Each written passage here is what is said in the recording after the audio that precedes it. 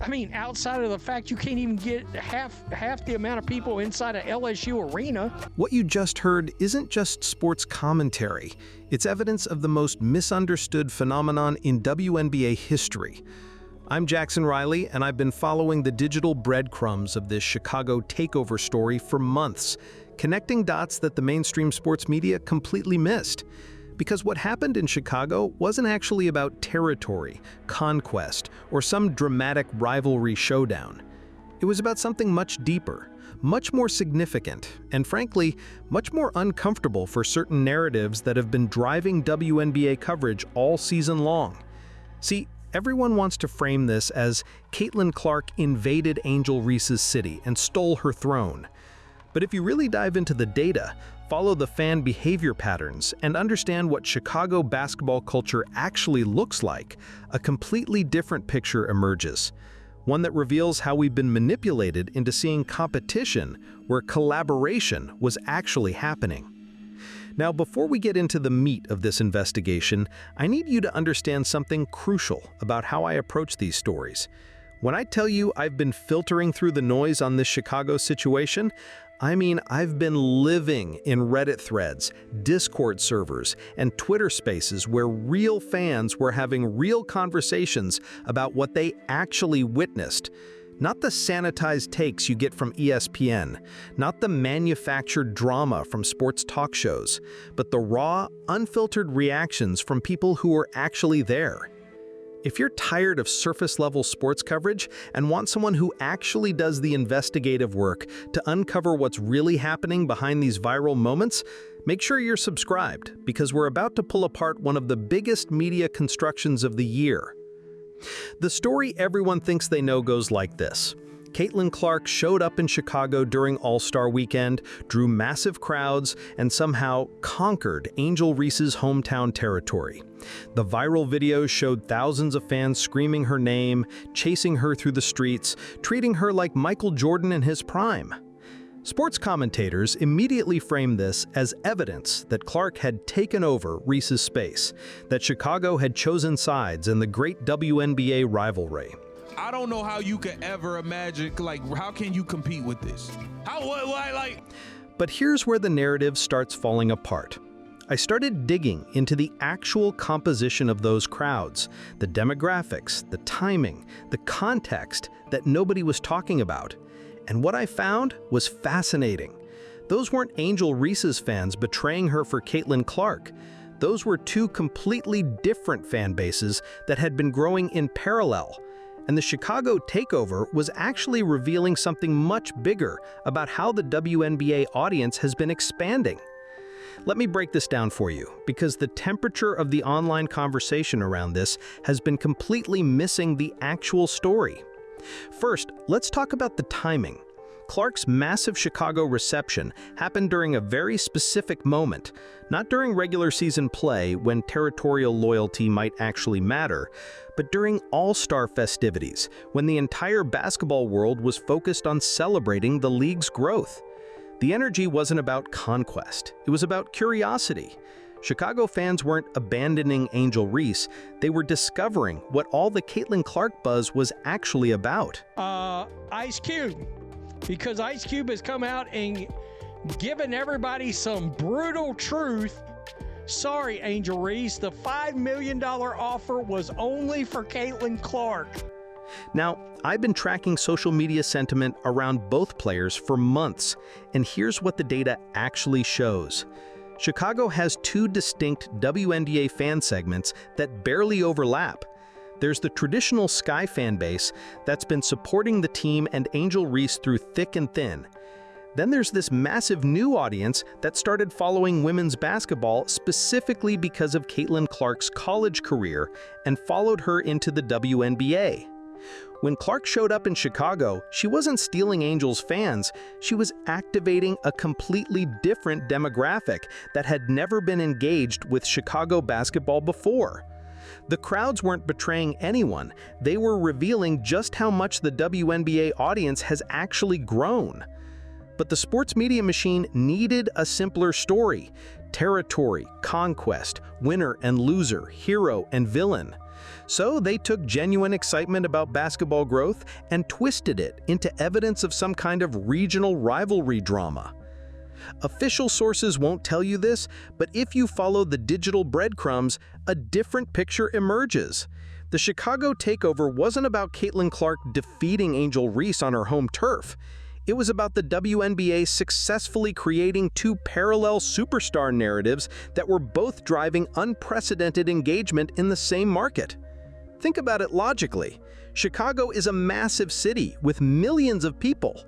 The idea that there's only room for one WNBA star to capture fan attention there is ridiculous. But that's exactly the framework that every major sports outlet used to cover this story. I started reaching out to fans who were actually at these Chicago events, people who posted videos, who were in those crowds screaming for Clark. And you know what they told me? Most of them didn't even see this as being about Angel Reese at all. They were there because they wanted to see what all the Caitlin Clark hype was about. They were curious. They were excited about women's basketball in general. So Ice Cube's literally saying, we sat down, looked at the actual figures, and the draw wasn't there. The fever wasn't there. Oh, no pun intended. One fan I talked to put it perfectly. I've been following this guy for years, but I'd never seen anything like the Clark phenomenon. I wanted to experience it myself. It wasn't about choosing sides, it was about witnessing history. But here's where it gets even more interesting. The narrative that Clark took over Chicago actually started hurting both players. It positioned Clark as some kind of invader rather than an ambassador for women's basketball growth. And it positioned Reese as a victim of territorial conquest rather than a successful athlete building her own distinct brand. The temperature of the online conversation suggests something deeper is happening here. Sports media has been so desperate to create a simple rivalry storyline that they've been actively distorting what's actually a much more positive story about league expansion and fan-base diversification. Let me paint you the real picture of what happened in Chicago. The WNBA has been trying for years to break through to mainstream audiences. They've had talented players, competitive games, incredible athleticism, but they couldn't crack that engagement barrier that separates niche sports from cultural phenomena. Then Caitlin Clark's college career happened. Suddenly, you had someone who could fill arenas, drive television ratings, make women's basketball appointment viewing for casual sports fans. The WNBA didn't just get a talented player, they got a gateway drug. You gotta understand your place sometime. Look, they talking about Caitlin Clark took over Angel Reese's trap. See, this is why you don't need to keep trying to take shots at her. She took the city over. Caitlin Clark took over Chicago. She signed autographs for hours. This wasn't no extras that was paid to come stand in the scene. No, these were real people trying to get autographs. With all new WNBA merchandise, sky jerseys, we've got something for in Chicago, the queen of the rack, the biggest Barbie. So when Clark showed up in Chicago, she brought all these new fans with her. People who had never been to a WNBA game, never bought women's basketball merchandise, never engaged with the league's social media. They weren't there to disrespect Angel Reese or claim Chicago as Clark territory. They were there because Caitlin Clark had made them care about women's basketball for the first time. But instead of celebrating this as evidence of successful league growth, sports media turned it into a zero-sum competition narrative. Instead of recognizing that Chicago now had two major WNBA attractions drawing different audiences, they framed it as territorial warfare. I've been filtering out the noise, and the signals point to something that should make every WNBA fan excited, not divisive. The league is successfully supporting multiple superstar narratives simultaneously. Clark brings the mainstream crossover appeal. Reese brings the authenticity and cultural connection. Chicago benefits from both approaches. The real story of the Chicago crowds isn't about conquest, it's about expansion. The WNBA audience isn't just growing, it's diversifying. And instead of celebrating that, we've been manipulated into seeing it as evidence of conflict. Now let's get into rumor territory. Nothing is officially confirmed, but the online chatter is too loud to ignore. Multiple sources in WNBA circles have suggested that both the Clark and Reese camps were actually pleased with how the Chicago events played out. Not because one player defeated the other, but because it demonstrated that the market was big enough for both of their brands to thrive. You cannot measure up. You don't have as many followers you have on Instagram. That is great. I will not take away from the fact that you are one of the bigger brands in the WNBA. You are a star in your own right, but you are not Caitlin Clark. It's a difference. One insider told me that Angel Reese's team saw the Clark crowds as validation that Chicago was becoming a major women's basketball market, which would only help their own local engagement efforts. They weren't threatened, they were encouraged. But that narrative doesn't generate clicks, doesn't fuel social media arguments, doesn't drive the engagement that sports media needs to survive. So instead, we got Clark takes over Reese's territory headlines that turned collaboration into competition. Here's what really happened in Chicago, based on everything I've been able to piece together from fan accounts, social media data, and conversations with people connected to both organizations. Caitlin Clark's arrival coincided with the largest concentration of WNBA attention Chicago had ever received. All-Star Weekend, national media coverage, social media buzz. The crowds weren't just responding to Clark, they were responding to the entire energy around women's basketball reaching a cultural tipping point. Angel Reese had been building her Chicago brand steadily, connecting with local communities, establishing herself as a Sky cornerstone. Her approach was deeper, more community-focused, more about long-term relationship building with the city. Clark's appeal was broader, more mainstream, designed to capture casual sports fans who might not normally engage with women's basketball. When she came to Chicago, she activated this entire demographic that had been largely untapped by WNBA marketing. The result looked like a takeover to outside observers, but it was actually two different fan engagement strategies working simultaneously in the same market. Clark was expanding the pie, Reese was deepening existing connections. Instead of recognizing this as a masterclass in diverse fan-base development, sports media reduced it to a territorial dispute. Instead of celebrating Chicago as a city that could support multiple WNBA superstars, they framed it as a winner-take-all scenario. Angel Reese was not going to be able to bring in the amount of eyes for the sponsors and for the league for him to justify that offer. But the story doesn't end there, because the takeover narrative started having real consequences for both players. Clark found herself positioned as an aggressive competitor rather than a league ambassador. Reese found herself framed as a victim rather than a successful athlete building her own brand. Neither framing served the actual interests of either player or the league as a whole. So, what's the real lesson from the Chicago situation? It's that the WNBA has successfully created multiple pathways to superstardom, multiple fan engagement strategies, multiple ways for cities to connect with women's basketball. That should be celebrated, not weaponized into rivalry content. The Chicago crowds weren't evidence of conquest, they were evidence of growth. The WNBA audience isn't choosing sides, it's expanding to include more perspectives, more demographics, more ways of connecting with the sport. The temperature of the online conversation suggests that fans are actually hungry for this kind of analysis. They're tired of being told that their excitement about basketball growth is actually evidence of player conflict.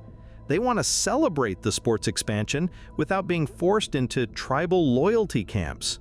Official sources won't tell you this, but if you follow the digital breadcrumbs, a different picture emerges.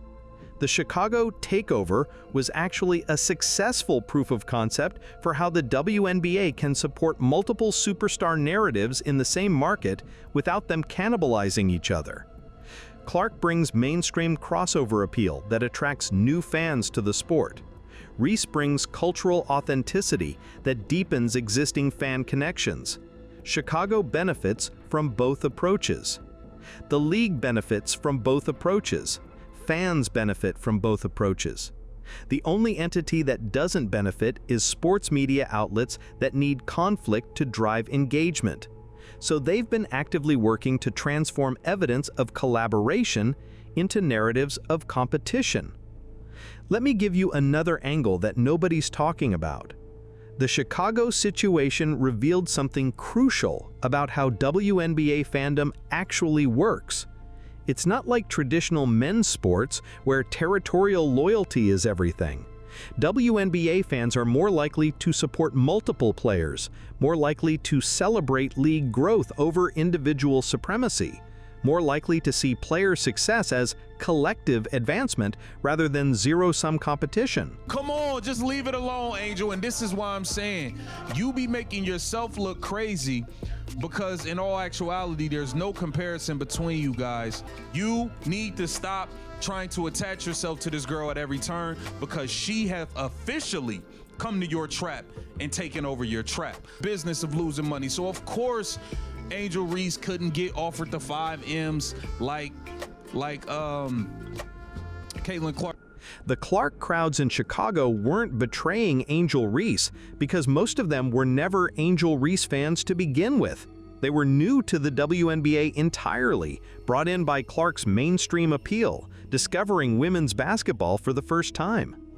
Similarly, Angel Reese's Chicago fan base wasn't threatened by Clark's reception because they were invested in a different kind of relationship: deeper community connection, cultural representation, long-term team building.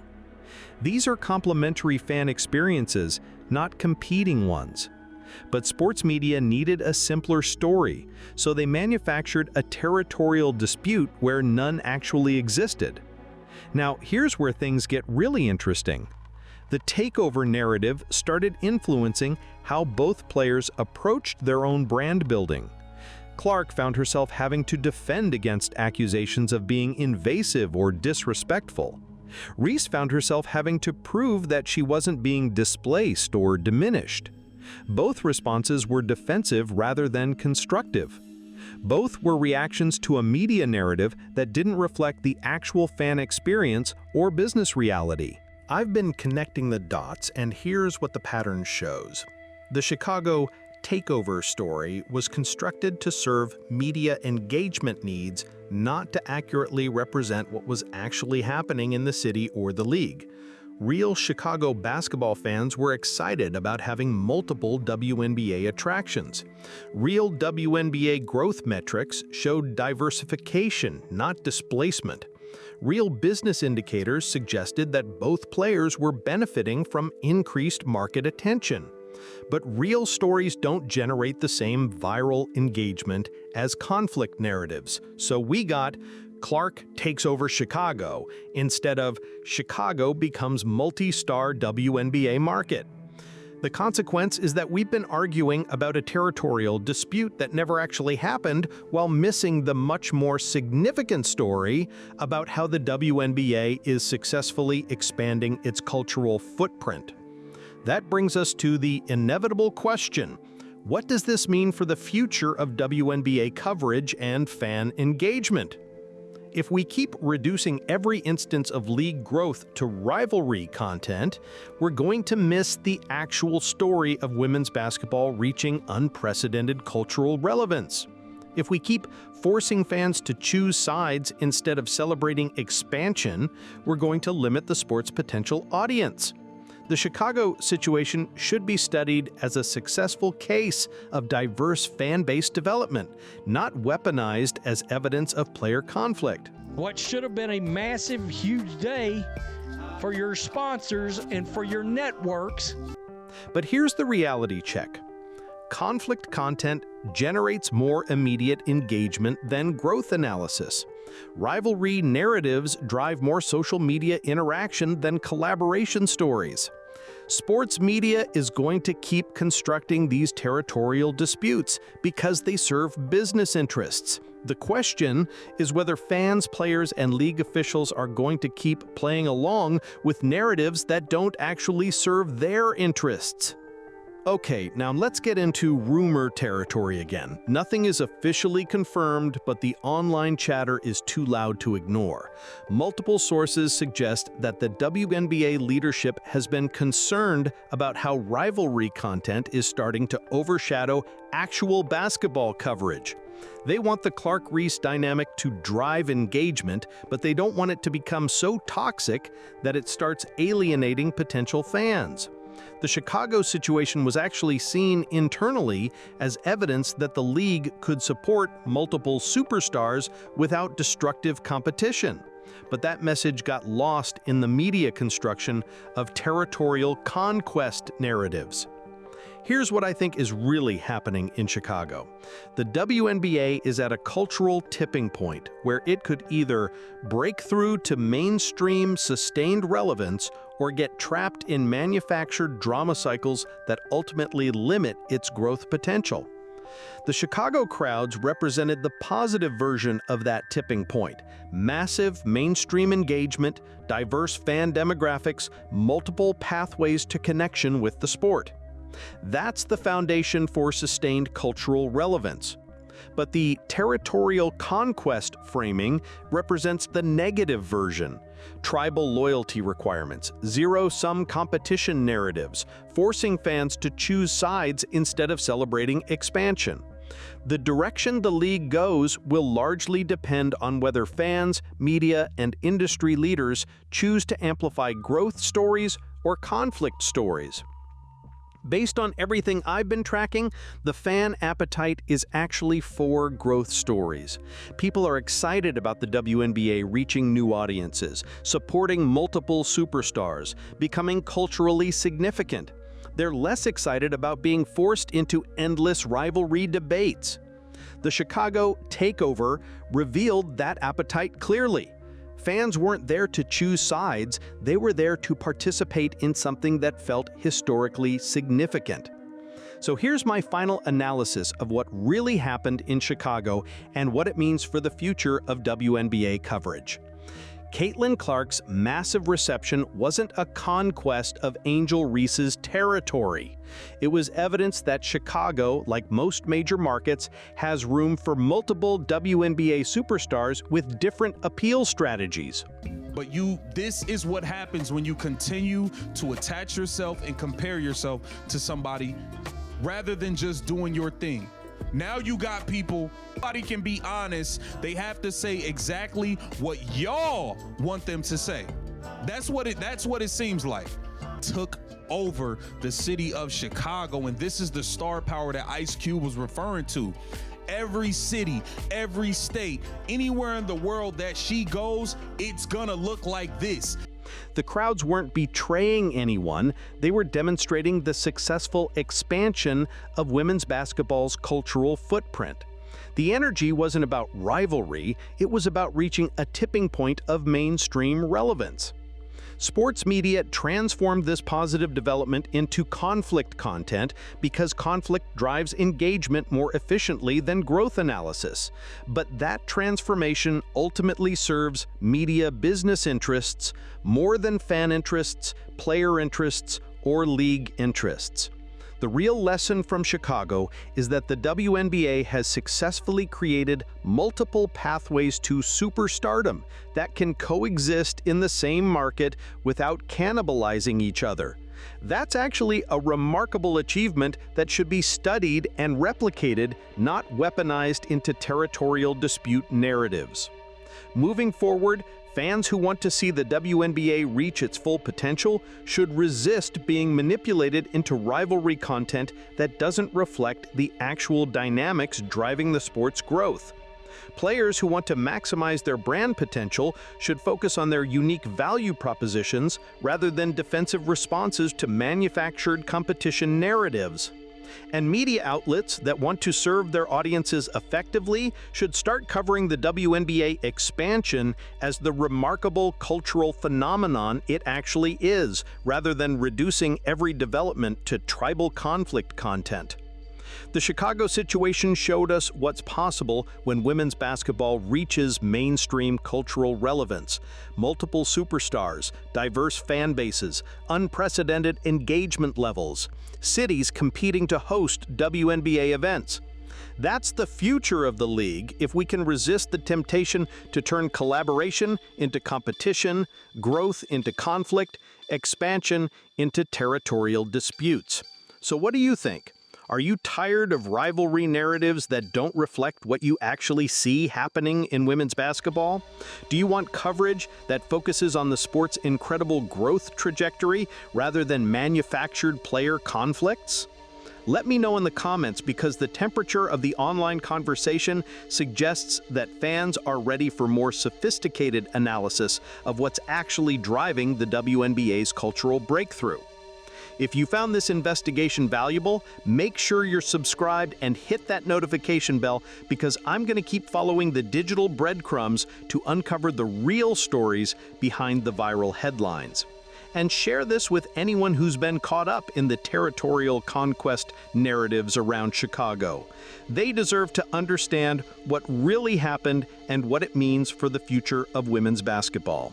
The WNBA's growth story is just getting started, and it's much more interesting than any rivalry content could ever be.